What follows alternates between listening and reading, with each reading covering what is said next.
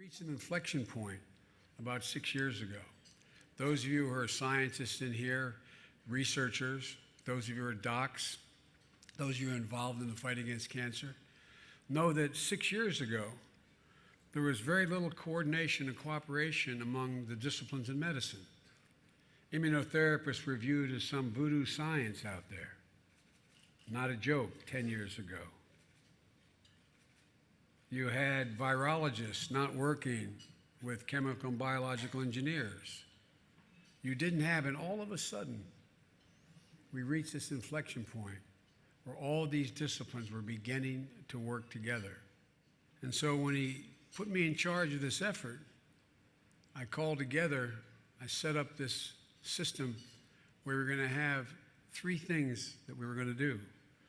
One, a task force, which took every federal agency that could have anything to do with cancer and decide how we could knock down the silos that existed in the lack of sharing information. Within 6 weeks, they had up and running a website where you can put in your zip code, the type of cancer you have, et cetera, and in a matter of minutes, find out every single trial that's being conducted. Every single trial that's being conducted in your area and in the United States of America. I helped put together a bill that provided for $6.9 billion for precision medicine and cancer research, and was told there was no way it could pass.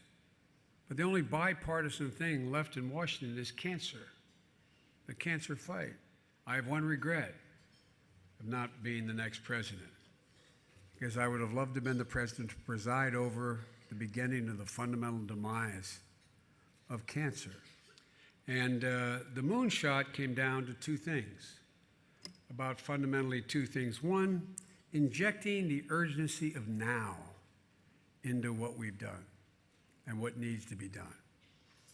I've now spoken 2 years in a row to the largest and oldest group of researchers in the world, and of 14,000 members here.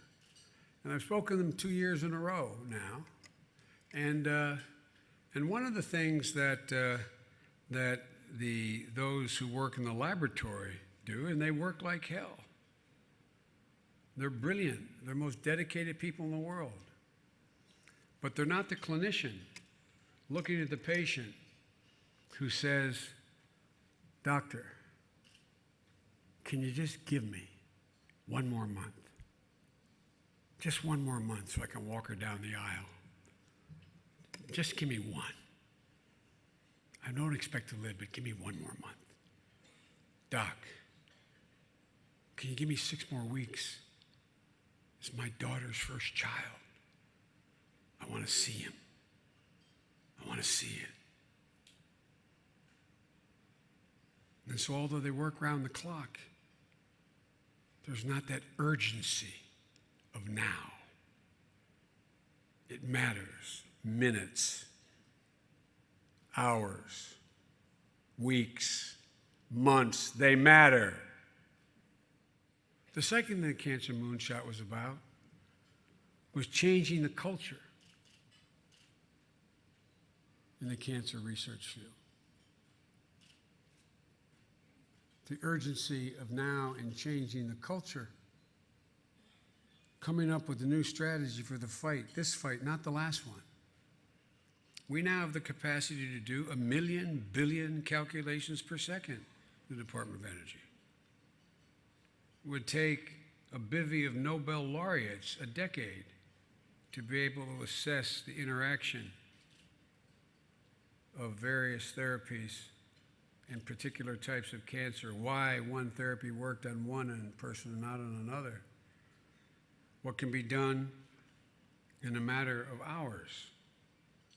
I'd like to tell you we've solved all the problems we've identified, but in the time we had, we've only been able to get up and running, not to finish this race. But 2 achievements stand out.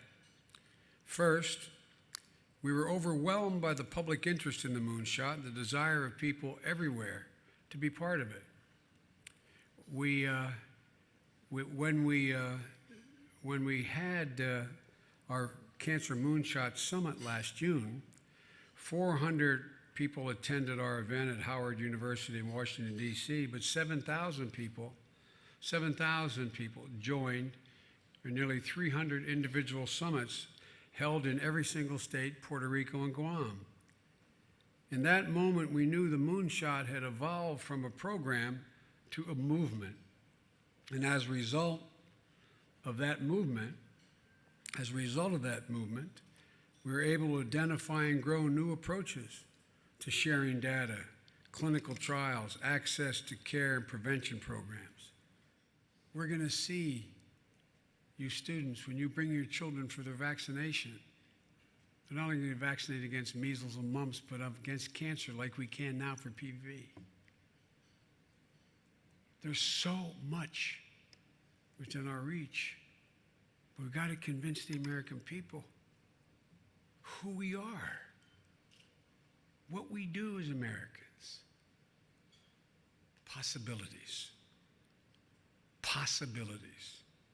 It's the defining distinction of who we are as a nation. We've kind of lost that edge. But I am absolutely convinced in the next 5 years we make enormous breakthroughs in the cancer front. People are going to begin to believe again in our capacity to do so many incredible things.